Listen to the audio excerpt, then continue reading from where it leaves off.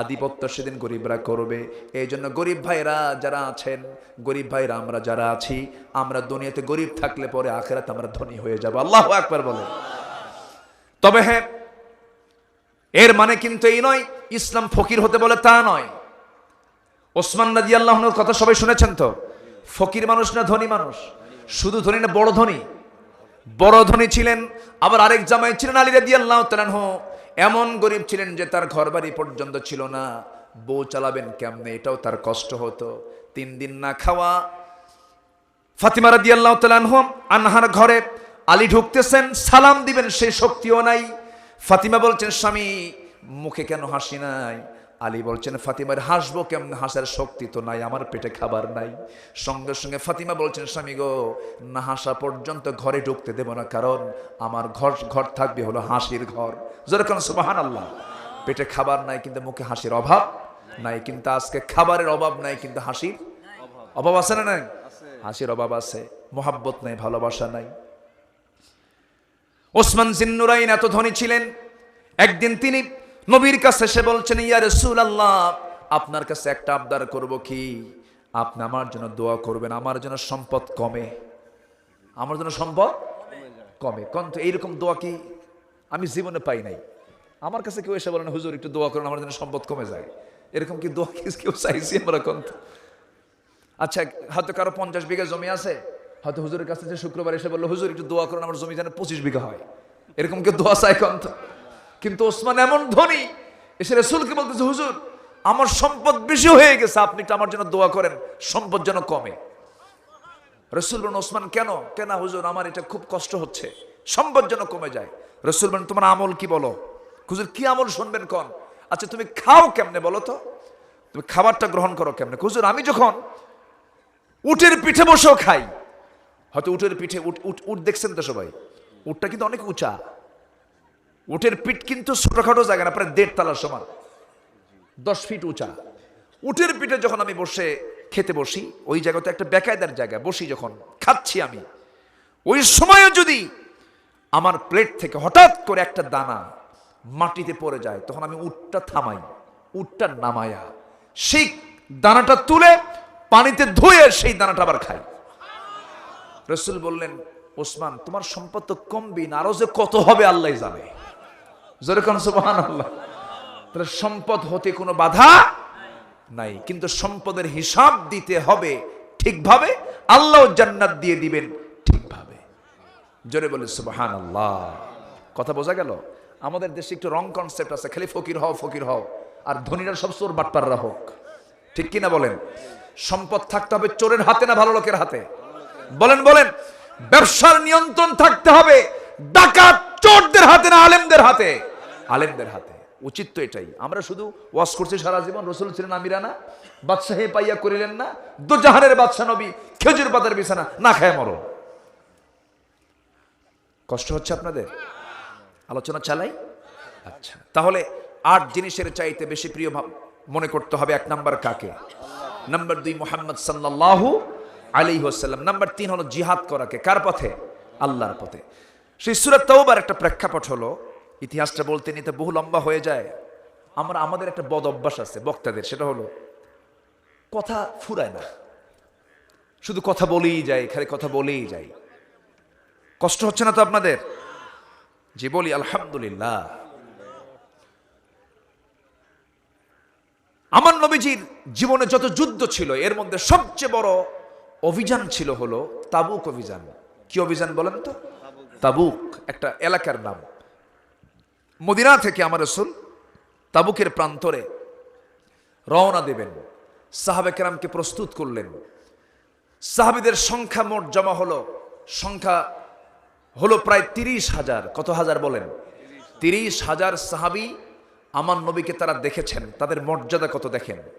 সাহাবী 30,000 সৈন্য নিয়ে আমার নবীজি তাবুকের প্রান্তরে রওনা করলেন, এবং সেই যুদ্ধে সবচেয়ে বেশি দান করেছেন সাহাবীরা। একজন সাহাবী 3 বস্তা সোনা দান করেছেন। কয় বস্তা? 3 বস্তা। সেই সাহাবী আবার এমন সাহাবী, যে সাহাবী মক্কায় কোটি কোটি টাকার সম্পদ রেখে বউ বাচ্চা সব থুইয়া মদিনায় আসছিলেন শূন্য হাতে। রাসূল একদিন দেখে বলছেন, আব্দুর রহমান, তোমার তো কিচ্ছু নাই, তোমাকে দেখে তো আমার চোখে পানি আমি আটকাতে পারতেছি না, তোমার কি কষ্ট হচ্ছে না? তিনি বলছেন, হুজুর আমার তো সবই আছে, কেন? আপনি আছেন, আমার আল্লাহ আছে, আর জিহাদ আছে, আর কি চাই? জোরে কোন সুবহানাল্লাহ। কুল ইন কানা আবাউকুম ওয়া আবনাউকুম। হুজুর আমি আমার সন্তানগুলোকে রেখে আসছি, সন্তান আমার সবচেয়ে বেশি প্রিয় না আপনার চাইতে? আমি আমার বাড়ি রেখে আসছি, বাসস্থান, ওয়া মাসাকিনু তারদাউনাহা, ওটা আমার বেশি প্রিয় না, আমার বেশি প্রিয় হলো জান্নাতের ঘর বাড়ি। রাসূল খুশি হলেন, বললেন, আব্দুর রহমান এর পরেও তো তোমার কষ্ট হচ্ছে, তোমার জন্য আমি একটা ব্যবস্থা করি। হুজুর কিচ্ছু করতে হবে না, আপনি দোয়া করেন। জোরে বলে সুবহানাল্লাহ। রাসূল বলেন, না দোয়া তো করবই, তোমাকে একটু বন্ধু পাতায় দেই। কার সাথে? এক আনসার সাহাবীর সাথে। আনসার যারা ছিলেন মদিনার, এক ধনী আনসার সাহাবীকে ডাক দিয়ে বললেন, আনসার সাহাবী, আমার আব্দুর রহমানের দিকে একটু সুনজর দাও, একটু নেক নজর দাও। শুধু এতটুকু বলে দিয়েছেন। সঙ্গে সঙ্গে আব্দুর রহমান ইবনে আওফকে ওই আনসার সাহাবী ঘোড়ার পিঠে চড়াইয়া মদিনার সবচেয়ে দুটো বড় বাগান দেখায় দিলেন। বাগান দেখিয়ে বললেন, ভাই আব্দুর রহমান, যে বাগানটা তোমার পছন্দ সেই বাগানটা এই মুহূর্তে তোমার নামে দলিল হয়ে যাবে। আব্দুর রহমান ইবনে আওফ বললেন, আর কি কও, আর কি দিবা? এবার ওই আনসার সাহাবী বলছেন, ভাই আব্দুর রহমান, আল্লাহ আমাকে দুটা স্ত্রী দান করেছেন, আমার জানা মতে তুমি আব্দুর রহমানের সাথে মদিনার কোন মেয়ের বাবা কেউ তার মেয়েকে বিয়ে দেবে না। তোমার বাড়ি জায়গায় না, তোমার কোনো ঘর নাই, বাড়ি নাই, ব্যবসা নেই, বাণিজ্য নাই, তুমি তো যুবক মানুষ, তোমার যৌবন আছে, বিয়ে শাদী করা দরকার। আমার যে কোনো একটা স্ত্রীকে আমি তালাক দিয়ে দিলে পরে তুমি আমার স্ত্রীকে বউ বানায় নিবা। একটু আস্তে বলে সুবহানাল্লাহ, জোরে বলে সুবহানাল্লাহ। আব্দুর রহমান ইবনে আওফ রাদিয়াল্লাহু তাআলা আনহু ওই আনসার সাহাবীকে বুকের মধ্যে জড়ায়া নিলেন। জড়ায়া নিয়ে বলছেন, ভাই আনসার রে, খেজুর বাগান আমার নামে দলিল দেওয়া লাগবে না, বউটাও তালাক দেওয়া লাগবে না, তুমি যা বলেছ আমি খুশি হয়েছি। তুমি আমার জন্য, আমি একটু ব্যবসা বুঝি, আমি একজন ব্যবসায়ী মানুষ, তুমি আমাকে একটু ব্যবসার জায়গা দেখায় দিবা, একটু শুরু করে দাও, আমি ব্যবসা করে খাবো। বাজারে দেখায় দিল, ব্যবসা করলেন, কয়েক রতি সোনা কামাই করলেন। কয়েক রতি সোনা কামাই করে তিনি করলেন কি, ক্ষেপণ করলেন না সময়ে বিয়েটা করে নিলেন। কারণ বিয়ের জরুরত যুবকের জন্য আছে না নাই? বিয়ে হচ্ছে ইমানের অর্ধেক, আন-নিকাহু নিসফুল ঈমান, বিয়ে হচ্ছে ইমানের অর্ধেক। আমার নবীজির এই প্রিয় সাহাবী করলেন কি, ওই কয়েক রতি, কয়েক আনি না, কয়েক রতি সোনা কামাই করে তিনি করলেন কি, একটা মেয়ের পরিবারে তিনি পছন্দ করলেন, প্রস্তাব করলেন, বিয়েটা হয়ে গেল। বিয়ে সম্পন্ন হওয়ার ৩-৪ দিন পর নবীর দরবারে চলে আসলেন। নবীজি তাকে দেখলেন, সুন্দর পোশাক পরা, গায়ে সুগন্ধি লাগানো। রাসূল মুস্কি মুস্কি হাসি মেরে বলছেন, আব্দুর রহমান, তোমার দিকে অবস্থার পরিবর্তন হয়ে গেছে, মনে হয় তুমি একটা কিছু করছো, তুমি কি বিয়ে করছো নাকি? হুজুর বিয়ে করছি। আমাকে তুমি দাওয়াত দিলে না? হুজুর মনে ছিল না। কিছু না বলেন, মনে ছিল না। নবীজি দাওয়াত মিস হয়ে গেছে নবীজির। অথচ এই আব্দুর রহমান ইবনে আওফের দাম এত বেশি, আল্লাহ তাআলা 10 জন সাহাবীকে দুনিয়াতে বেহেশতের সংবাদ দিয়েছেন, তার মধ্যে একজন ভাগ্যবান এই সাহাবী আব্দুর রহমান। আল্লাহু আকবার বলেন। রাসূল বলছেন, আব্দুর রহমান বিয়ে করেছে ভালো কথা, আমাকে দাওয়াত দাও নাই, রাগ করতেছি না, কারণ বিয়ে তো দরকার, পরিবেশ পাইছো হয়ে গেছে, আমাকে পরে জানাইছো, আমি খুশি। কিন্তু আজকের সমাজে যদি এরকম কিছু কাণ্ড ঘটে, তুই আমারে বললি না, তোর 14 গোষ্ঠী খতম হোক, যা। এরকম আছে না? নাই আছে।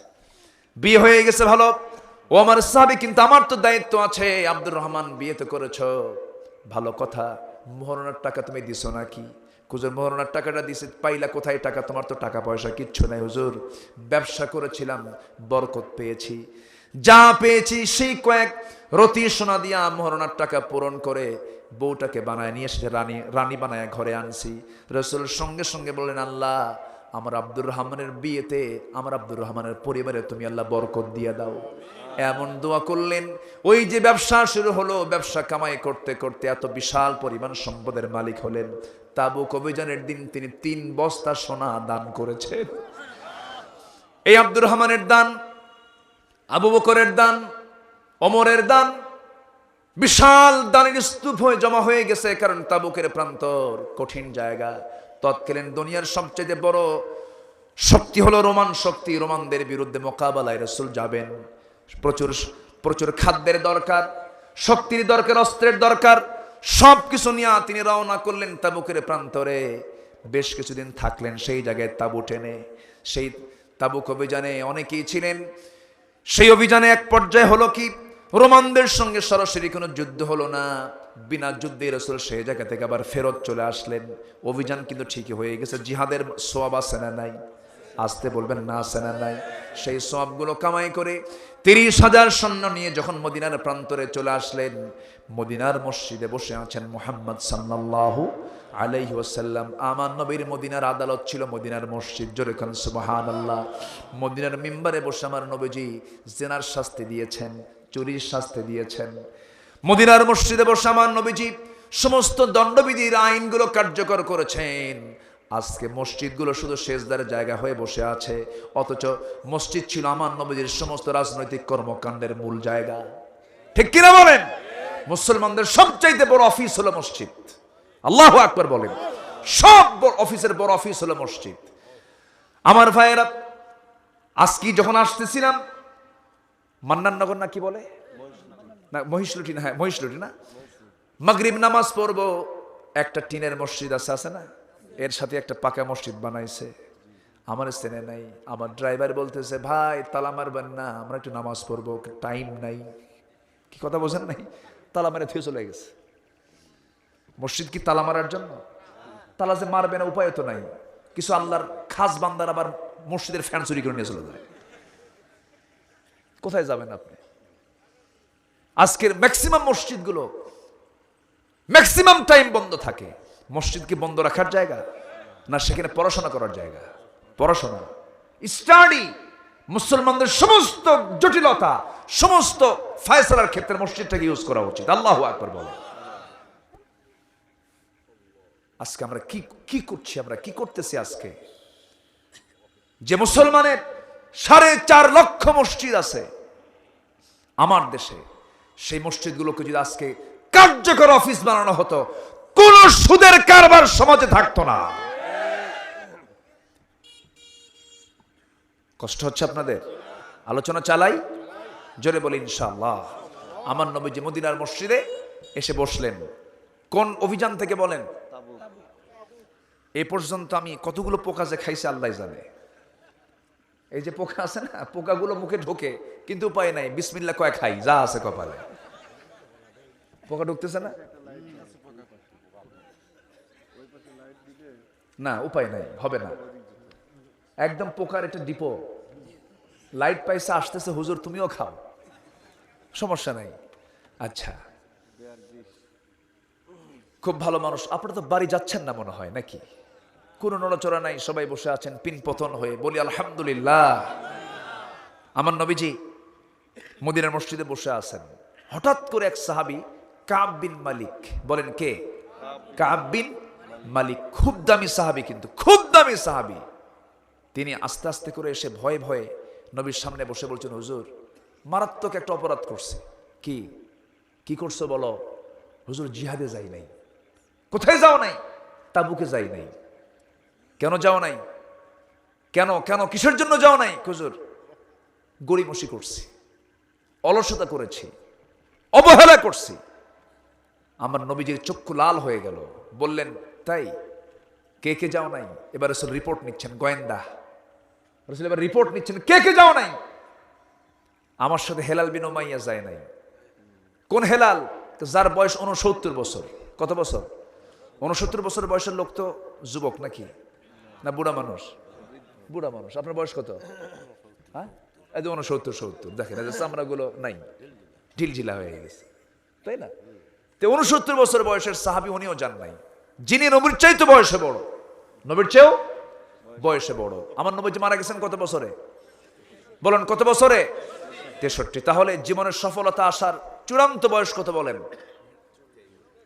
63। আমার কথা কি বোঝা যায়? আমার রাসূল তো আদর্শ, তাই না? যে 63 বছরে ভালো হয় না, ওর চাইতে বুড়ানি বান্দর আর পৃথিবীতে আসবে না। কি কথা কি বোঝা গেল? 70 বছর বয়স, নামাজ পড়ে না। কে বাবা? আমার কোমর নড়ে না বাবা, পারি না। এদিকে কোদাল মারা ছাড়ে না, আছে না নাই? আছে। কোদাল ঠিকই মারে, আইল ঠেলে, ও আইলও ঠেলে, আচ্ছা আইলও ঠেলে। হ্যাঁ, আইল আছে না আইল জমিতে? জমির আইলগুলো কি মোটা না চিকন? চিকন। দুই দিক থেকে কোদাল মারতে থাকে আইল, বেচারা মাজলুম, ওর উপায় নাই, কোন দিকে যায় এখন? কোদাল মারতে মারতে এত চিকন, পুল সিরাপ ফেল, হাঁটার কোনো কায়দা নাই। এগুলো করবেন কেন? এগুলো করা যাবে না। এগুলো ঠিক থাকলে তো চেয়ারম্যান সাহেবদের আর কোনো কষ্ট হয় না, বসতে হয় না। ওনারা তো শোনেন, চেয়ারম্যানগিরি যে কত কঠিন কাজ, বুঝলেন?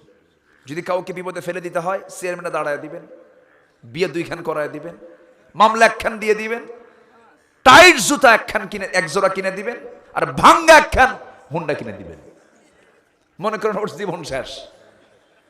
খুব কঠিন দায়িত্ব।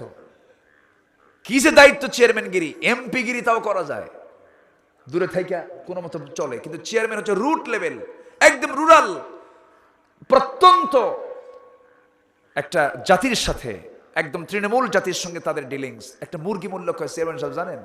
মুরগি মারছে, কঠিন না? খুব কঠিন। আল্লাহ তুমি তাকে যোগ্যতার সঙ্গে দায়িত্ব পালন করার তৌফিক দাও। জোরে বলি আমিন। আমি এরকম চেয়ারম্যান খুব কম পাইছি যে বসে বসে ওয়াজ শোনে। এখন তো ম্যাক্সিমাম চেয়ারম্যানদের ওয়াজ শোনা লাগে না, তো ওরা নিজেরাই বড় বড় বক্তা। আছে না এরকম? আছে না? মাইক ধরে। আজকে আমি তার আদবটা দেখে আমি খুব খুশি হয়েছি। ওনার নাম দুবার ঘোষণা হলো, উনি বললেন না আমি কোনো কথা বলবো না। উনি তো বুঝতেছেন যে এখানে কথা তো আমার না, এখানে আলেমরা কথা বলবে, ঠিক কিনা? এই কমন সেন্স আজকে অনেকের মধ্যে নাই। মাইক আমারে দিলা না, মাহফিল হয় কেমনে থাম দেখায় দিচ্ছি, এরকম কিছু হিংসুক আছে না নাই? ব্যবহার কিসের পরিচয়?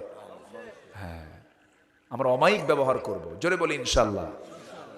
অমায়িক ব্যবহার ঠিক যার আছে, পৃথিবী ঋণী হয় ঠিক তার কাছে। অমায়িক ব্যবহার ঠিক যার আছে, পৃথিবী ঋণী হয় ঠিক তার কাছে। আমরা অমায়িক ব্যবহার করব। জোরে বলি ইনশাআল্লাহ। যার ব্যবহার ভালো, তার 1000 রাকাত তাহাজ্জুদ পড়ার চাইতে তার এই আমল তাকে জান্নাতে নিয়ে যাবে। হুসনে খুলক, যার উন্নত চরিত্র, যার ব্যবহার ভালো, হাসরের ময়দানে সে দেখতে পাবে তার আমলটা সবচেয়ে ভারী হয়ে গেছে। ব্যবহার আমরা ভালো করব। জোরে বলি ইনশাআল্লাহ। জি, কষ্ট হচ্ছে না তো আপনাদের? আমার নবীজি বললেন, এই কাব বিন মালিক আর কে কে যাও নাই? হেলাল বিন উমাইয়া যায় নাই। কত বছর বয়স? এই যে 69 বছর। আর কে যায় নাই? মুরারা বিন রাবিয়া যায় নাই। আর কে যায় নাই? হুজুর আমার আর জানা নাই। 3 জনের তালিকা রাসূল করলেন। তালিকা করার পর বলেন, কাব তুমি এখন মসজিদ থেকে বের হও, চলে যাও। গেলেন, তার সামনে কিচ্ছু বললেন না, সামনাসামনি না বলে আমার নবী যে নোটিশ জারি করলেন, মদিনার সমস্ত সাহাবীরা শোনো, কাব বিন মালিক, হেলাল বিন উমাইয়া, মুরারা বিন রাবিয়া, এই 3 জন তারা বিনা কারণে গড়িমসি করে আল্লাহর রাস্তায় তারা জিহাদে বের হয় নাই। আজকের থেকে এই 3 জনের সঙ্গে সকল প্রকার কথা বার্তা, আচার আচরণ, লেনদেন, ওঠা বসা সব বন্ধ। আমার কথা কি বোঝা যায়? বোঝা যায়? আমি একটু বোঝানোর জন্য তো আসছি, ভাঙ্গাচুরা একটু একটা আইডিয়া নিয়ে যাই আমরা। সব বন্ধ রাসূল ঘোষণা করে দিলেন। কাব বিন মালিকের কানে সংবাদ চলে গেল। কাব বিন মালিক রাদিয়াল্লাহু তাআলা হুর কাছে যেন আকাশ ভেঙে পড়ল। কান্নায় ভেঙে পড়ে তিনি সোজা বাড়িতে গিয়ে বউয়ের সঙ্গে পরামর্শ করবেন, তার স্ত্রীর সাথে পরামর্শ করবেন। দরজায় গিয়ে নক করে বলছেন, স্ত্রী দরজা খোলো, আমি তো বড় মহা মুসিবতে পড়ে গেছি। ভিতর থেকে স্ত্রী বলছেন, স্বামী দরজা খুলবো, শর্ত হলো আপনার তো বাড়ি দরজা খুলে দিতেই হবে। আমি দরজা খুলে আপনাকে ঢুকায় দেব ঘরের মধ্যে, আমি পিছনের দরজা দিয়ে বের হয়ে চলে যাব, কারণ যে নবীজি আপনাকে বয়কট করেছেন আমিও আপনাকে বয়কট করলাম। কথা বোঝা যায়? কথা বোঝা যায়? হ্যাঁ। আমার ভাইয়েরা, কাব বিন মালিক নিজের ঘরেও ঢুকতে পারলেন না, বউটাও তাকে পাত্তা দিচ্ছে না। কার মহব্বতে বলেন? আল্লাহর মহব্বত, নবীর মহব্বত, জিহাদের প্রতি টান। স্বামীর কোনো গুরুত্ব এখানে বহন হলো না, কারণ সবার আগে আমার কাকে দরকার? আল্লাহকে দরকার।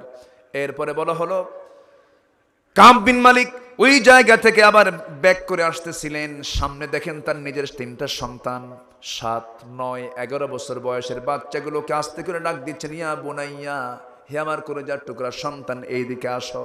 সন্তান 3টা বলছে, যাব না, যাব না, কারণ তুমি নাকি যুদ্ধে যাও নাই, তোমার সঙ্গে আমরা কথা বলবো না। রাসূল বয়কট করেছেন, আমরা সন্তান, আমরা তোমার সঙ্গে আমরা কোনো কথা বলবো না। কাব বিন মালিক যাবেন কোথায়? সন্তান হারিয়ে ফেললেন, বউটা হারিয়ে ফেললেন, যেদিক চোখ চলে যায় সেই দিক চলে গেলেন। হেলাল বিন উমাইয়া রাদিয়াল্লাহু তাআলা আনহুর বয়স 69 বছর। 69 বছরের একজন বুড়া মানুষ, সংবাদ যখন তার কানে চলে গেল, হাতের মধ্যে দড়ি একখান নিলেন, দড়িটা নিয়ে মদিনার মসজিদের সামনে গিয়ে খুঁটির সাথে দড়িটা বাঁধলেন। দড়িটা বেঁধে এক কোনায় খুঁটির সঙ্গে দড়িটা বেঁধে আরেক কোনায় নিজের 2টা হাত দড়ির সঙ্গে বেঁধে দিলেন, নিজেই নিজের হাতটা বেঁধে ফেললেন। এত শক্ত করে বাঁধলেন, ঘা হয়ে গিয়েছিল তার 2 হাতে। 50টা দিন পর্যন্ত এইভাবে তিনি থাকলেন। আর বলেন, হেলাল বিন উমাইয়া রে, আমার জানা মতে তোর চাইতে বড় আসামি এই জমিন আর কেউ নাই। যে ব্যক্তির বিরুদ্ধে নবীজি বয়কট দিয়েছেন, যে ব্যক্তির বিরুদ্ধে রাসূল কথা বলা বন্ধ করার অর্ডার দিয়েছেন, কাঁদতে কাঁদতে সিজদায় পড়ে চোখের পানি ফেলতে ফেলতে বেকরার হয়ে যাচ্ছেন হেলাল বিন উমাইয়া। এখন একটা প্রশ্ন করি, এই 3 সাহাবীর ভিতরে কি নামাজের কোনো কমতি ছিল নাকি? আস্তে কোন কেন?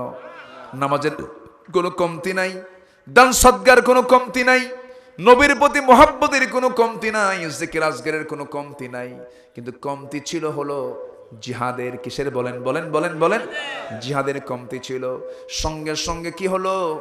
এই হেলাল বিন উমাইয়া কাঁদতেছেন, মুরারা বিন রাবিয়া পাহাড়ি গর্তের মধ্যে পড়ে পড়ে কাঁদতেছেন। এই 3 জনের কান্না এবং তওবা এত গভীর থেকে গভীরতর হয়ে গেল, আল্লাহর দরবারে তাদের 3 জনের তওবাই কবুল হয়ে গেল।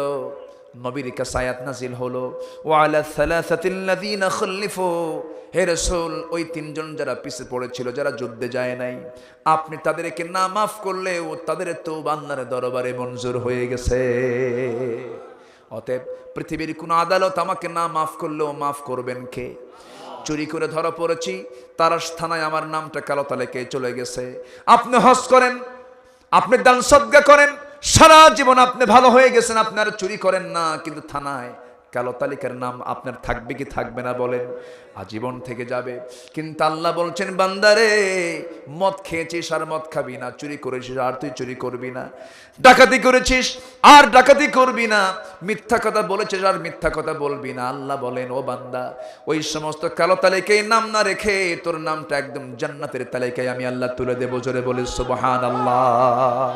আল্লাহ কবুল করুন, আল্লাহ কবুল করুন, আল্লাহ কবুল করুন। জোরে বলি আমিন। আমার ভাইয়েরা, আল্লাহকে কেন আমার বেশি ভালোবাসতে হবে? কারণ পিতার সম্পর্ক আমার, আত্মীয়তার সম্পর্ক, রক্তের সম্পর্ক আমার জন্মদানকারী পিতা। কিন্তু পিতা আগে না আল্লাহ আগে? আসতে বলেন, পিতা আগে না আল্লাহ আগে?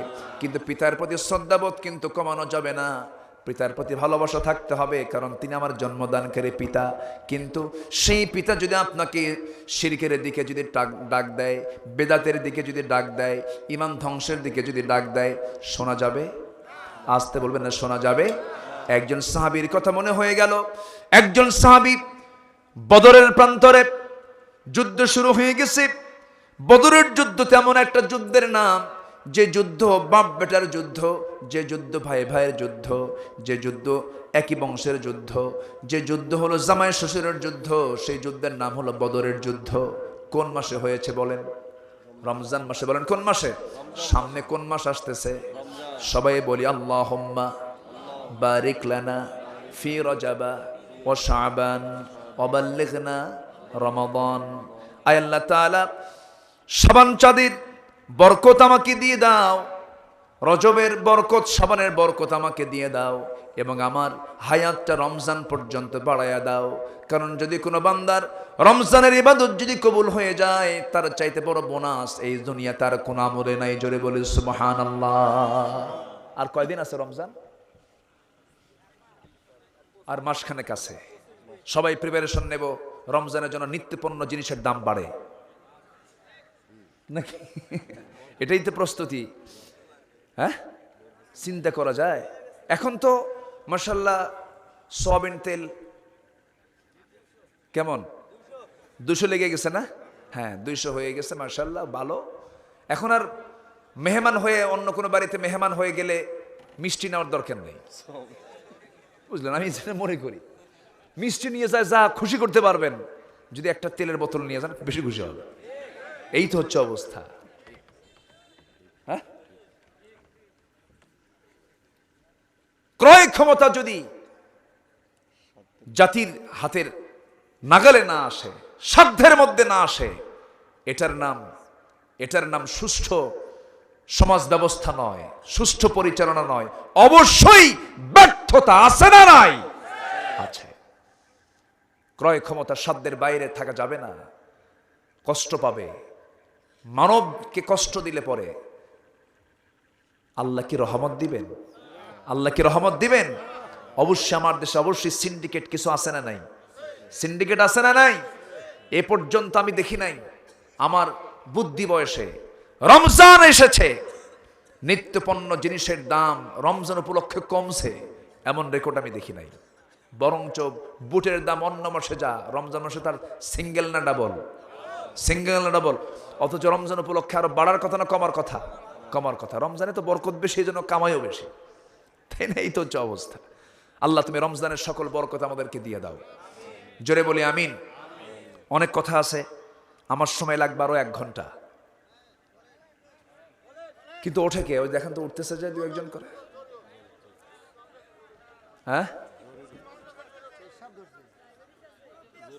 ও মুরব্বী কিছু আছে না, তারা যাচ্ছে। কি করি এখন বলেন তো? কষ্ট আর দিতে মন চাচ্ছে না আমার। বলবো চলুক চলুক চলুক, হুজুর মরুক। বলি আলহামদুলিল্লাহ, খুব ভালো আপনারা, আমি আনন্দিত আলহামদুলিল্লাহ। আমি যখন গ্রামের মধ্যে ঢুকতেছিলাম